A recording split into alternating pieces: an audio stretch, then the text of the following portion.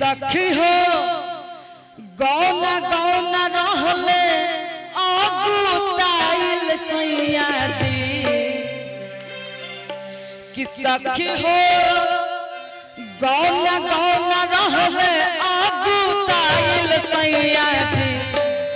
हो अगुताइल सैया जी और कि 10 दिन में डूबा रहिले हो मोटाइल राजा जी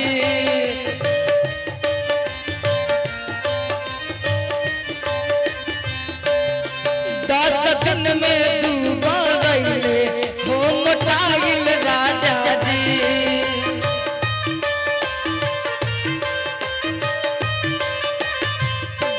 सखी हो गौना गौना रहले अगुताइल सैया जी सखी हो गौना गौना रहले अगुताइल सैया जी सखी हो गौना गौना रहले अगुताइल सैया जी अगुताइल सैया जी 10 दिन में डूबा रहिले हो मोटाइल राजा जी 10 दिन में डूबा रहिले हो मोटाइल राजा जी चुएला लैया फिरत चुएला लाली लाली उठावा से परुएला लैया हो फिरत चुएला जैसे आमावा के बोझो तेरा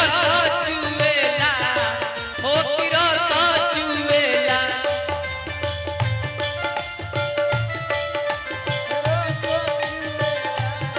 हो फिरत चुएला 10 दिन में बोले हो मोटाइल सैया जी 10 दिन में बोले हो मोटाइल सैया जी बाकी बड़ी सुंदर भाव में सखी बताओ तेरे कहत तरीका ए लाग गइल था आमा जी के अब खियावला के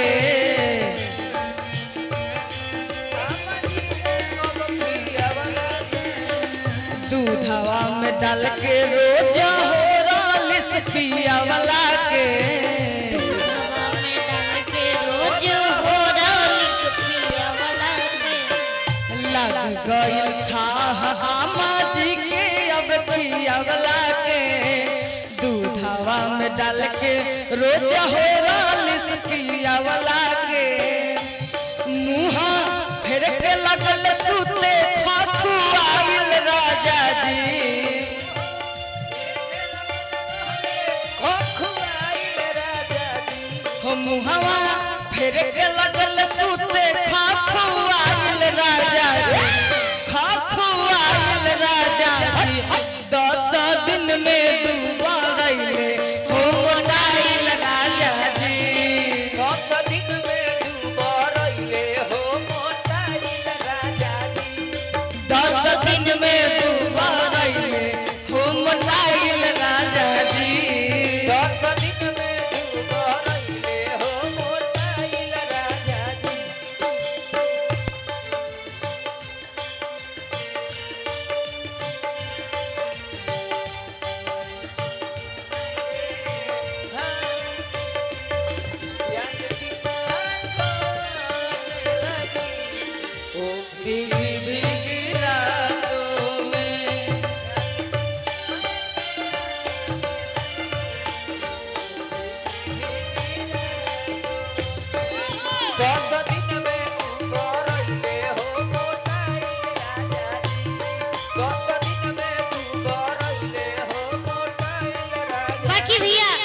हेलो बाकी एगो अंतरा एकर सुन ल रघु ओकरा बाद में तू बोली हम सुने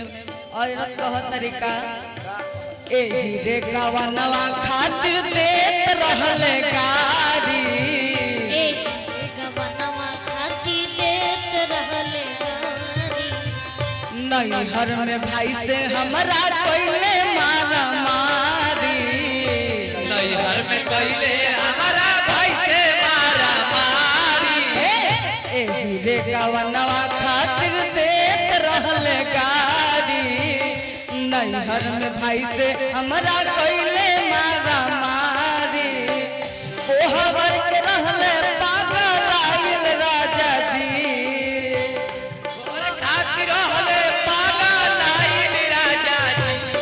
अरे कोहबर में रहले पागल आइल राजा जी पागल आइल राजा जी 10 दिन में दुबार अइले हो मोटाइल राजा जी 10 दिन में दुबार